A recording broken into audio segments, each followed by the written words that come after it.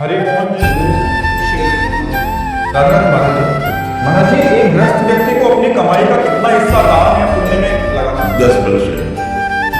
100 रुपया में 90 रुपया से अपने परिवार का पोषण करे और 10 रुपया से संत है, गौ सेवा है, नाथ सेवा है, असहाय सेवा है, जहाँ कहीं ऐसा पशु पक्षी है तो आदमी बने 10 रुपया खर्चा कर देना चाहिए। धर्म से कमाए हुए, पाप कर्म की कमाई करें, धर्म से कमाए हुए धन का दशांश जो है धर्मार्थ खर्चा कर देना चाहिए, तो उसका पुण्य भी बनेगा, परलोक भी बनेगा, भगवत कृपा होगी, भजन बनने लगेगा उसका। वासुदेव कराड़े बोले, मुझे मन कोई इच्छा या आसक्ति करता है तो उसे पुनर्जन्म लेना पड़ता है, पर आत्मा तो इच्छा से विहीन है। आत्मा किसी चीज से आसक्त नहीं होती। अगर आत्मा ने किसी चीज की इच्छा या आसक्ति नहीं की तो आत्मा का पुनर्जन्म क्यों महाराज? आत्मा को ही तो ब्रह्म हो गया, ब्रह्म तो आत्मा को ही है। आप हैं आत्मा, आप ही तो हैं आत्मा, लेकिन आपने अपने को सही मान रखा कि नहीं? किसी ब्रह्म का तो धर्म नहीं मिला पुनर्जन्म, बार बार जन्म मरण हो रहा है। मन की इच्छा को आपने अपनी इच्छा मान ली, मन की इच्छा को मन की इच्छा में छोड़ो, आप दृष्टा बनो, विमुक्त हो जाओगे। मन की इच्छा को आप ये देखना मैंने देखा कहते हैं कि नेत्र इंद्रिय ने देखा, आप क्या बोलोगे? आज मैंने देखा तो मैंने देखा, उसका तुम देखा या तुम देखा उसको, मैंने सुना सुना या सुना उसको, मैंने खाया अच्छा खाया बुरा खाया उसको भोगो, मैंने भोगा अच्छा भोगा या बुरा भोगा उसको भोगो। ब्रह्म तो मन आत्मा नहीं, मन की इच्छा आत्मा की तो आत्मा ने मन में अपना आप पदार्थ कर दिया, मन को अपना मान लिया, मन की इच्छा को अपनी इच्छा मान लिया। जो मन सलाह देता है वही बुद्धि निश्चय कर देती है, वही आत्मा मान लेता है। जीव एक रथ ही है, समझ रहे? शरीर एक रथ है, इंद्रियां इसके घोड़े हैं, मन इसकी लगाम, बुद्धि इसका ड्राइवर सारथी। अब रथी ऐसे बैठा है, अब सारथी मन की लगाम को ढीली कर दी, बुद्धि रूपी सारथी। अब इंद्रिय रूपी घोड़े मन वाले होकर विषयों की तरफ भाग रहे और रथी कुछ कर ही नहीं रहा। अगर वो अपने स्वरूप में आ जाए और सारथी को डांट लगा दे तो सब बात बन जाए। अब सारथी रथी के अनुसार नहीं चलेगा, मन के अनुसार, इसीलिए मन विषयों का चिंतन करने वाला मन और बुद्धियां बंधनित आत्मा, जबकि वो निर्विकार है, और भगवत चिंतन करने वाला मन और इंद्रियां मोक्ष को प्राप्त करती है। जब सैनिक हारते हैं तो हार किसकी होती है? राजा करते हैं। हाँ, और सैनिक जीतते हैं तो विजय किसकी होती है? ये सैनिक अगर गंदे आचरण करे तो बंधन में कौन आया? वही सुअर बना, वही कुत्ता बना, वही नीच योनि, वही प्रेत योनि, अधम योनि को प्राप्त हुआ निर्विकार सच्चिदानंद स्वरूप आत्मा। इनको ठीक करने के लिए मनुष्य जन्म मिला है कि हम इनको ठीक करने इनमें हमारी आसक्ति हो गई है। आज मेरा मन कहता है ये खाना है, ये खाना, लेकिन आज मैंने ये खाया, कहता मन है, खाया मैंने, तो अहंकार विमूढ़ात्मा करता हमें समझते मैंने किया, मैंने खाया करता और भोगता ये दुर्गति हो रही है अज्ञान के कारण। यद्यप निर्लेप निर्विकार अचार आप्त का भावना, लेकिन वो मन में तदात्म कर दिया, मन इंद्रियों में, इंद्रिया भोगों में। इसीलिए तो शास्त्र स्वाध्याय सत्संग के द्वारा हम ज्ञान अर्जन करते हैं और गलत आचरणों से अपने मन इंद्रियों को बचाते हैं और भगवान के चिंतन में लगाते हैं, हम मुक्त होते चले जाते हैं। जिन जिन विषयों का त्याग होता गया उससे मुक्त होकर सर्व विषय त्यागी, क्योंकि आत्मा मोक्ष स्वरूप ही है, उसे कभी बंधन प्राप्त हुआ ही नहीं, और उसने हमसे अपने बंधन मान लिया। अब ये भ्रम जब तक जैसे शरीर तुम नहीं हो, शरीर ढांचा है पालतू, लेकिन पूरा पदार्थ है कि नहीं, मैं शरीर हूं। अब इस शरीर के द्वारा जो भी कर्म करेंगे वो आत्मा को बंधन दिलाते हैं। यही आत्मा नामी का किला बन जाता है, यही देवता बन जाता है, यही भगवत स्वरूप हो जाता है। जैसे कर्म होते हुए और अगर इसके कर्ता और भोक्ता भाव खत्म हो जाता है, मोक्ष को प्राप्त हो जाता है। इसीलिए साधना की जाती है। समझ में आया? मुझे भगवान श्री जी ने हमें जितनी संपत्ति, यश, मान, सम्मान दिया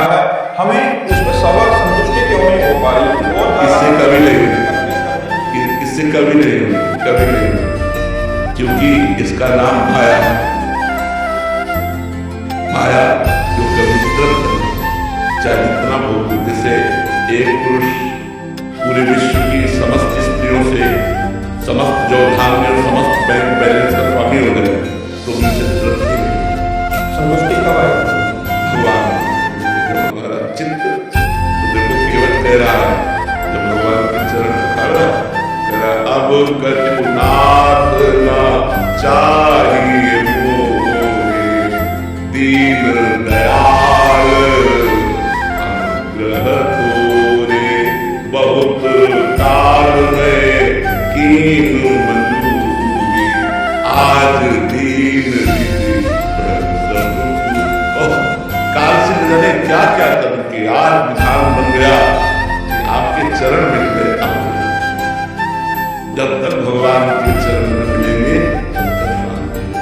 जब हम कई बार कहते हैं कि अगर एक अप्सरा उतर आवे स्वर्ग की तो ऋषि मुनियों के मन चंचल हो जाते हैं। जिन्होंने अपने मन को अधीन कर लिया है उनके मन चंचल हो जाते हैं।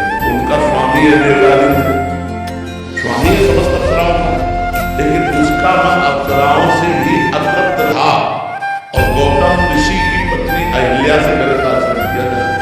इससे क्या समझ में आता है कि कभी भूख की पूर्ति भोगों की हो ही नहीं सकती, चाहे जहां चाहे जो। अगर तृप्ति हुई है तो भगवान के चरणों का आश्रय ले सकते।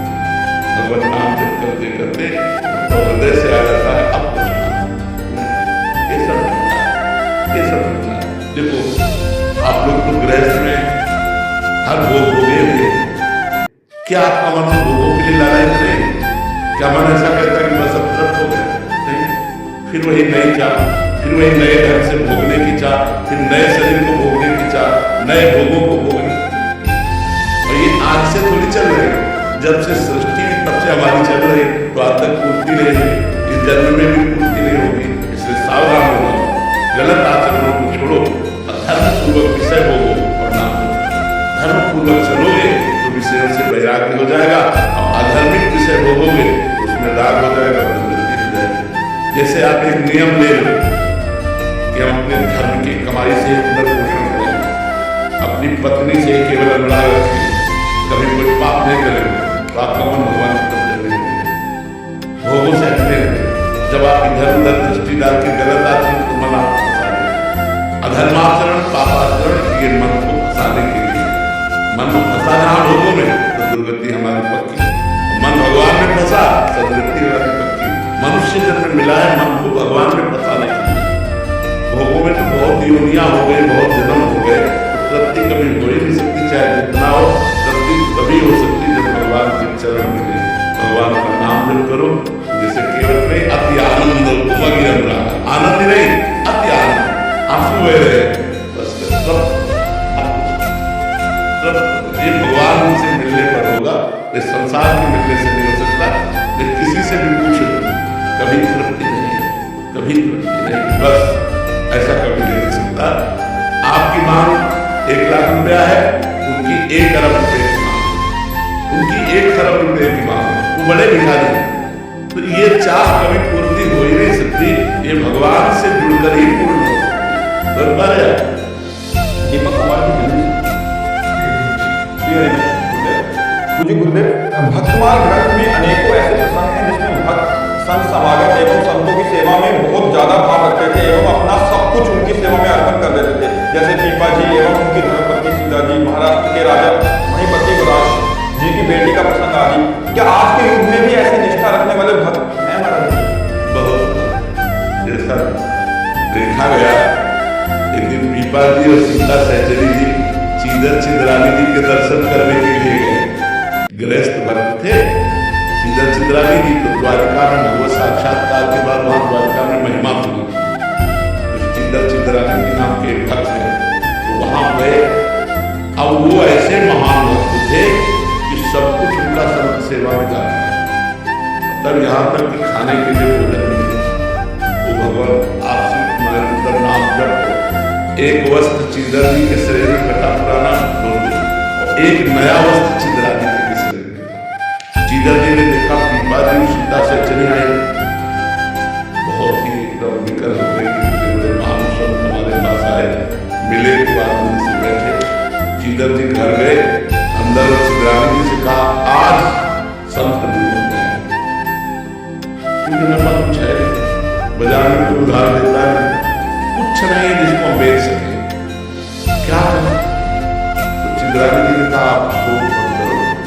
हमारा नया वस्त्र है, कुछ बिकी जाएगा टका 2 टका का, तो इससे चावल और दाल खरीद लाना, जो मिले वो तो लगा देंगे। एक ही वस्त्र था, बाजार में बेच दिया, जो भी उससे दाल चावल बनाया, बना के कोई 100 से 250 थोड़ी मिलेगा कपड़े, वो लेकर के पीपा जी सीता से बाहर पाओ, तो उनका भक्तानी को भी बुलाओ। सीता सचरी जी ने कहा तो भक्तानी तो वो मैं युवा खिलाती हूँ, अंदर में आंखों में आंसू और मुख में भगवान नाम और रसोई में बैठे भगवान आप बड़े कृपा। ऐसी स्थिति में भगवान की कृपा हो देख रहे। सीता सचरी जी गई और उनका भक्तरा ने बात को निर्वस्त है, आंख उठाए और कहा हमने सुना था कि आपने द्वारका में इसका दर्शन किया है, तो हमारी आकांक्षा थी कि जब आप मिलोगी तो भगवान की रूप माधुरी का वर्णन करोगे। क्या इस नाथवान शरीर के विषय में प्रश्न किया, नंगा ही पैदा होगा, अगर नंगा ही मर जाए तो क्या फर्क पड़ता है। समझ गए घर की स्थिति देखते हुए वस्त्र बेच करके के पास गए और बोले हमें लग रहा था कि महान भक्त हैं, लाल पाठ छोड़ करके टाट पट्टी लगा कर भगवान का वदन करते हैं, लेकिन आज हमारा वो भी अभिमान दूर हो गया, क्योंकि हमसे महान भक्त निकले जिन्होंने हमारे स्वागत के लिए अपने तन का वस्त्र बेच दिया। ऐसे भक्तों के जो उदाहरण आते हैं, अब बताओ ऐसे ऐसे उदाहरण आते हैं दिमाग में काम ही नहीं करेंगे, दिमाग में ही काम नहीं करेंगे कि ऐसा कैसे हो सकता है, ऐसा कैसे हो सकता है। एक अब सीता सचरी जी महान भक्त, एक वो जब जाती थी तो सामान लेने में दुकानदार गलत दृष्टि से लादी थी, पहले लादी थी तो साधारण थोड़ी अनुपम रूप और जब भजन में लगी थी तो और प्रकाशित, वो गलत दृष्टि करता, वो अपनी दृष्टि से देखकर सब जीव हैं अलग अलग चिंतन। एक दिन पीपा जी कहीं गए हुए थे और संत मंडली आ गई और कुछ खाने को आने के लिए सीता सचरी जी चुपचाप क्या करें, तो उनको याद आया कि वो जो कन्या था वो गलत दृष्टि से देखता, गई उसके पास और आप हमारे तरफ आकर्षण की दृष्टि से देखते थे, आपका गलत विचार हमें लगा, पहले घबराया, तो नहीं मैं इसलिए पूछ रहा कि अगर हमारे पास संत आए आप संतों के लिए भोजन की व्यवस्था कर देंगे तो आपकी जो इच्छा होगी मैं राजी हूँ। अब तो खीर चीनी सब सामान दे दिया, गए पकवान बनाया और अच्छे से संतों को खवाया, तो संत पा चुके उस समय पीपा जी आ गए। पीपा जी ने सीता सचरी से पूछा हमारे पास कुछ था, संतों को क्या पवाया, उनका अपने को बेच कर। पीपा जी के आंसू आ, उन्होंने कहा धन्य है कि तुम्हारी जैसी हमको मित्र मिली, पत्नी मिली, अब बैठो हमारे कांधे पे, मैं तुम्हें ले चलूंगा। और उसकी दुकान के पास गए, उतर तक और जाओ जे ही हो गए, चरणों में और काम पकड़ा, गलती बड़ी कभी हम ऐसी गलती दृष्टि से आपकी तरफ आप जैसे मानो उसको ज्ञान हो, क्योंकि उसका अन्न संतों के पेट में गया, उसकी बुद्धि पवित्र हो गई, उस चरणों में गिरा काम आता। आप कभी ऐसे ऐसे चरित्र आते हैं भक्तों की, मतलब होश उड़ जाए, वो भक्तों को जितना प्यार किया संतों ने उतना भगवान को भी नहीं किया।